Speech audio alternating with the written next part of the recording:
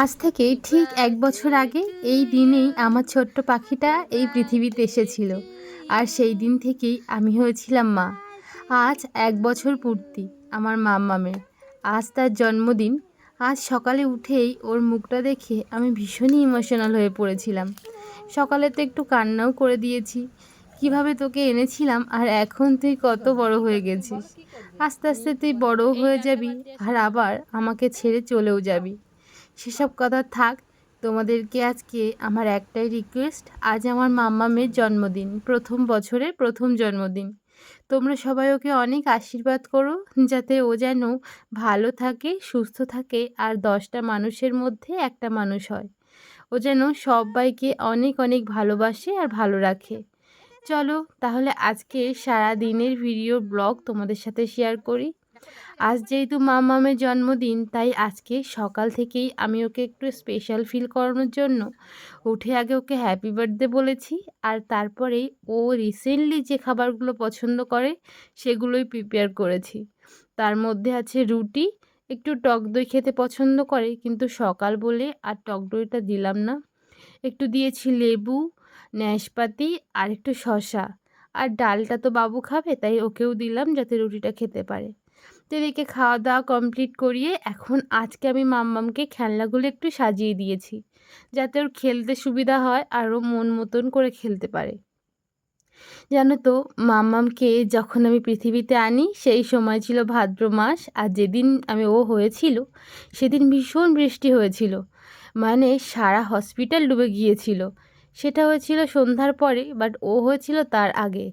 ও আসার পর থেকেই বৃষ্টি শুরু, আর সেই বৃষ্টিতেই না পুরো হসপিটালে হাঁটু অবধি জল হয়ে গেছিলো নিচের তলায়। যদিও আমরা উপরতলায় ছিলাম, কোনো অসুবিধা তেমন আমরা ভোগ করিনি, কিন্তু ওর বাবা, দিদা, মাসি, দিদিমা সবাই অনেক অসুবিধা ভোগ করেছিল ওই জলে। তো চলো এদিকে এখন আমি স্নান করে নিয়েছি আর এখন চলে এসেছি ঠাকুর ঘরে। আজ যেহেতু আমার মাম্মামের ১ বছর পূর্তি তাই ওকে আজকে দুধ আর ৫ রকমের ফুল দিয়ে স্নান করাবো।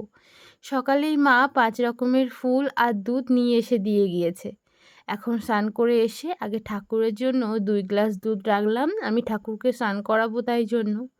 আর এদিকে দুধ জল চান করানোর জন্য আমার লাগছে ৫ রকমের ফুল, দুধ আর সোনা আর রূপো। এগুলো দিয়ে একটু জল মিশিয়ে ওকে স্নান করাবো। এইটা করানো নাকি খুবই ভালো, আর যেহেতু আমি মা হয়েছি, যেটাই আমাকে যে বলে ভালো আমি সেটাই করার চেষ্টা করি যদি আমার মনে হয়। আমার মনে হয়েছে হ্যাঁ, দুধ জলে স্নান করানোই যেতে পারে, কোনো তো অসুবিধা নেই। তাই জন্য আজ আমি একটু বেশিই জল নিয়েছি, সঙ্গে মাম্মামের একটু খেলনাও দিয়েছি। চলো ও তাহলে একটু বেশিক্ষণ ধরে খেলনা করতে করতে স্নান করবে, আর ততক্ষণে আমি ওকে দুধ জল দিয়ে স্নান করিয়েও নিতে পারবো। চলো মাম্মামকে স্নান করাই আর তোমাদের সাথে বেশ কিছু গল্প করি, যেগুলো আমি কোনো দিন আমার চ্যানেলে বলিনি। তো জানো তো, যেদিন মাম্মাম জন্মাবে সেদিনটা ছিল মঙ্গলবার, আগস্টের 20 তারিখ। সেই দিন যখন আমি গেছিলাম ডাক্তারখানায়, তখন ডাক্তারের চেক আপ ছিল। বাট ডাক্তার আমাকে দেখে বলল বেবি হয়তো কষ্ট পাচ্ছে, আমরা বের করে নিতে পারি বেবিকে। আমারও ইচ্ছা ছিল আমি নর্মালে সেরকমভাবে যাব না, যদি ডক্টর সাজেশন করে সিজারের তো সিজার করেই বেবিকে আনবো পৃথিবীতে। সেই রকমই হয়েছিল, কোনো অসুবিধা হয়নি। আর আমি কেন এরকমটা ভেবে রেখেছিলাম সেটাও বলি চলো। প্রথম যখন আমার ২-৩ মাস বা ৪ মাস মতন, তখন আমার প্রায় সময় ফলস ব্যথা হতো। এমনকি ৪ মাস থেকে ৭ মাসের ভিতরে তো আমি ৩ বার হসপিটালাইজ হয়েছি। ৭ মাসে তো ডক্টররা বলেই ছিল যে বেবিকে বের করে নিয়ে কাচের ঘরে রাখি। কিন্তু ৭ মাস তো তখন বড্ড ছোট, আর প্রিম্যাচিওর বেবি, অনেক সমস্যা হতো ওর জীবনেও, তাই আমি রিস্ক নিয়ে রেখেছিলাম ওকে। ডাক্তার বলেছিল যে এরকম বারবার ব্যথা হতে থাকলে কিন্তু নিজেরও সমস্যা আবার বেবিরও সমস্যা হতে পারে। তো আমি যে ডক্টরকে দেখাতাম সেই ডক্টরের কাছ থেকে সাজেশন নিই যে এরকম কি কিছু হতে পারে। উনি বলেছিলেন হ্যাঁ, বাট উনি আর একটা কথাও বলেছিলেন যে তুমি যদি মনে করো তোমার বেবি ভালো আছে, নড়াচড়া বুঝতে পারছো, আর প্রত্যেক মাসে একবার করে ইউএসজি অবশ্যই করতে হবে। সেই কথা ভেবে আমি কিন্তু তখন খুব রিস্ক নিয়ে মাম্মামকে আমার কাছেই রেখেছিলাম ঠিক ৯ মাস সে একটু বেশি সময় অবধি। তারপরেই মাম্মাম আমাদের পৃথিবীতে এসেছিল। আর সেই মাম্মাম দেখুন, একটা ছোট্ট বাচ্চা, একদম কাদার দলার মতো যে ছিল, আজ সে কত বড় হয়েছে, হামাগুড়ি দিচ্ছে, উঠে দাঁড়াচ্ছে, এমনকি দাদা, দিদি, মা, বাবা, আয়, যা সব বলতে পারে। এই যে আস্তে আস্তে ও বড় হয়ে যাচ্ছে, এইটা নিজের চোখের সামনে দেখে না আমি যেন আমার মায়ের কথাটাই মনে করছি। মাও হয়তো আমাকে এইভাবেই বড় করেছে। চলুন আর এসব কথা না বলে তারপরে কি করলাম বলি। ওই যে উম, দুধটা, জলটা সব কিছু মিশিয়ে মাম্মামকে স্নান করানোর সঙ্গেই স্নান করিয়ে দিয়েছিলাম। এদিকে তারপর ওকে রেডি করে আজ ওকে এনেছি ঠাকুর ঘরে। আমি আর মাম্মাম দুজনা মিলেই আজকে ঠাকুরের পূজা দেব দুপুরে। তাই জন্য বসেও পড়েছি। আর মাম্মাম তো চুপচাপ বসে থাকতে পারে না, তাই ও একটু দুষ্টুমি করছিল। দুষ্টুমিটা সহ্য করেই ঠাকুরের সামনে ওকে রেখে একটু প্রে করলাম যাতে ভগবান ওর মঙ্গল করুক। আর এদিকে আমার ঠাকুরের পুজো দেওয়ার অনেকটা এগিয়ে গেছে। ঠাকুরের প্রসাদ নিবেদন করা হয়েছে। এখন শুধু প্রদীপ, ধূপ আর শাঁখ বাজিয়েই ঠাকুরের পুজোটা সমাপ্ত করব। আমি ঠাকুরের কাছে একটাই প্রার্থনা করেছি, আমার যত মাথার চুল আছে সব আয়ু যেন ওর হয়, ওর যেন কখনো রোগ ঘোগ কিছুই না হয়, ও যেন যেখানেই যায় সেখানেই যেন আগে হয়, সেখানেই যেন সমস্ত কিছু যেন জয় করে আসতে পারে।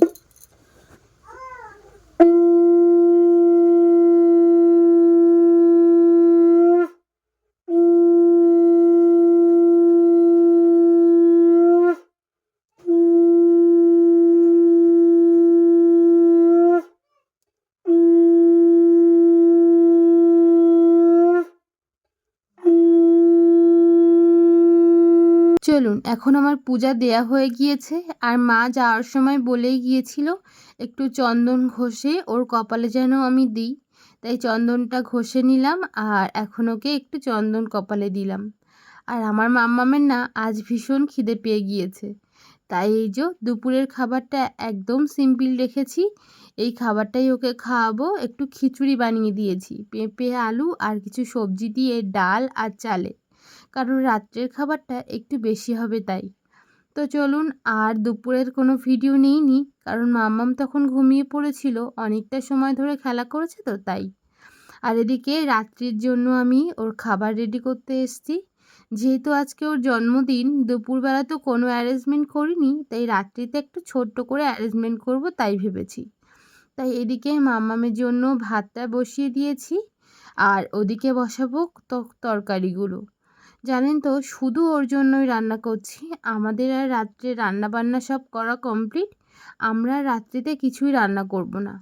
এখন সারা বিকাল ধরেই আমার মাম্মামের জন্য যেইগুলো আমি ভেবেছি রান্না করব সেগুলোই রান্না করব। সমস্ত কিছু কেটে কুটে গুছিয়ে নিয়েছি, এখন শুধু রান্নাটা করলে হয়। প্রথমে একটু বাটার দিয়ে মাছগুলো ভেজে নিলাম, যেহেতু মাছগুলো খাবে তাই জন্যই। আর আমি না ওর খাবারে সচরাচর তেল ব্যবহার করি না, সবসময় চেষ্টা করি বাটার বা ঘি দেওয়ার। তো প্রথমে মাছটা যেহেতু তরকারির ভিতরে দেবো আর খাবে, তাই জন্যই একটুখানি বাটার দিয়ে ভেজেছি।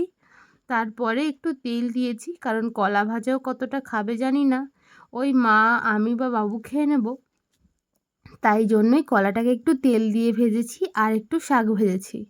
যেহেতু ওর 1 বছর বয়স, তাই ওকে একরকমই শাক দিতে বলেছিল মা, তাই একরকমই শাক দিয়েছি।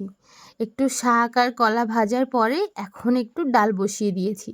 ডালটা আমি দুপুরে আমাদের জন্য করেছিলাম, সেখান থেকে একটু তুলে রেখেছিলাম আগে থেকেই। আর এখন একটু হলুদ আর জিরে ফোড়ন বাটারে দিয়ে সেটাই ওকে দিলাম। এইভাবেই আমি ওকে সাধারণত ডাল করে খাওয়াই, তো সেটাই আপনাদের সাথে শেয়ার করলাম। আর জানেন তো, মাম্মামের তো 1 বছর বয়স হতে গেল। আজ আমি ওকে একটু এই প্রথম লবণ দিলাম। এতদিন খাবারে ওর কোনো দিন লবণই দিইনি। শুধুমাত্র একটু বাটার আর একটু সামান্য হলুদ দিয়েই কিন্তু রান্না করে খাইয়েছি এই 1 বছর। তাতে ওর কোনো অসুবিধাও হয়নি, এমনকি চিনিও তো দেইনি। তাই আজ থেকে একটুখানি লবণ দেওয়া শুরু করেছি। জানি না কীরকম কী খাবে, তবুও চেষ্টা তো করব খাওয়ানোর। কিন্তু আমি যেটুকু মনে করছি, আমি যা লবণ দিয়েছি তাতে ভাত বা তরকারির সাথে মিশালে কিছুই মনে হবে না। চলুন এদিকে তরকারিটাকে আমি ভালো করে সাঁতাল দিয়ে নিয়ে একটু জল ঢেলে প্রেশার কুকারে দিয়ে দিয়েছি। কারণটা কি জানেন? তরকারিটা যদি আমি কড়াইতে করতে চাই অনেকটা সময় লেগে যাবে, আর আমার মাম্মামও না ঘুম থেকে উঠে যাবে। ও ঘুম থেকে উঠে যাওয়া মানে আজকে আর আমার কোনো কাজ হবে না। আর আমিও চাইছি আজকে ওকে একটুও কান্না করাবো না, সারাক্ষণ যেন ও হ্যাপি থাকে। আজ তাই জন্যই তাড়াতাড়ি এই দুপুর থেকেই রান্নার তোড়জোড়। তো এইদিকে দেখুন, ওদিকে আছে প্রেশার কুকারে ওর ওর তরকারিটা, আর এদিকে আমি যে ভাতটা করেছিলাম আগে সেটাকে নামিয়েও রেখে দিয়েছি অনেকক্ষণ। এখন আমি ফ্রায়েড রাইসটা বানাবো, তাই জন্য কিছু সবজি কেটে নিয়েছি। তার ভিতর আছে ক্যাপসিকাম আর একটু গাজর আর একটু টমেটো। টমেটোর ওই শুধু যেখানটাতে দানা থাকে না সেইগুলোই নিয়েছি, মানে খোসার দিকটা।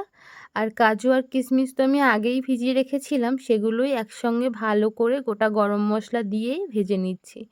এবারে ওই সামান্য লবণ দিয়ে আমি ভাতটাকে হালকা ভেজে নেব। আর তেমন কিছুই লাগবে না জানেন, বাচ্চাদের খাবার তো, যেহেতু ওর জন্যই প্রিপারেশন করছি তাই ওর মতোই করছি।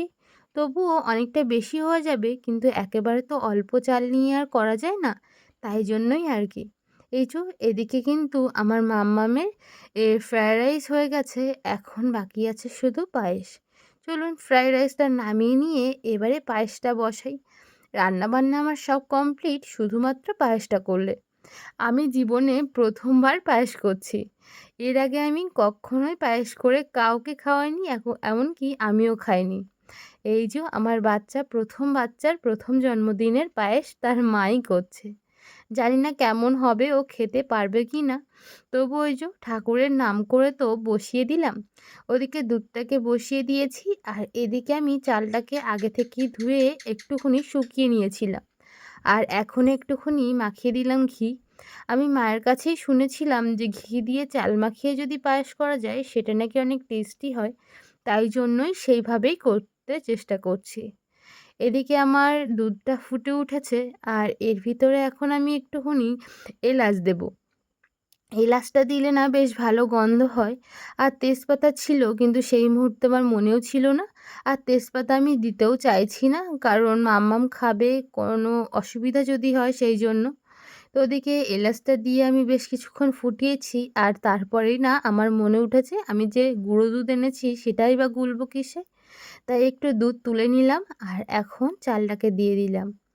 এই যে এখন চাল দিয়ে আমি একদম আঁচটাকে আস্তে করে দিয়েছি।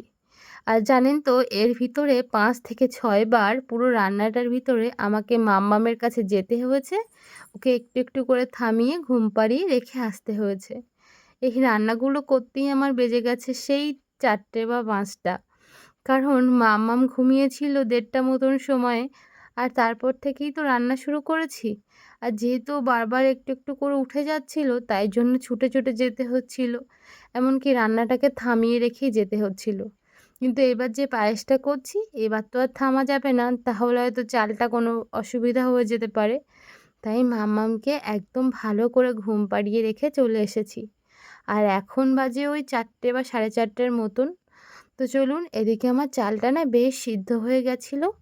আর আমি ওদিকে পুরো যেগুলো দেবো মিষ্টি, কাজু, কিশমিশ সমস্ত কিছু একটা থালায় রেডি করেছি, যাতে আমি ভুলে না যাই। এই যে বাবু এনে দিয়েছিল মিছুরি। জানেন তো, আমি যেহেতু প্রথমবার এরকমভাবে পায়েস রান্না করছি, আমি জানতামই না যে মিছুরিগুলো একটু গুঁড়ো করে দিলে তাড়াতাড়ি গলে যাবে। আমি তো ধুয়ে শুধু ওইভাবেই দিয়ে দিয়েছি। তার জন্য না আমার বেশ অনেকক্ষণ সময় লেগেছে এই পায়েসটা হতে। তো এখন ওগুলো অনেকটা গলে গেছিলো, তারপরেই আমি দিয়ে দিয়েছিলাম যে বাতাসাগুলো রেখেছি সেই বাতাসাগুলো।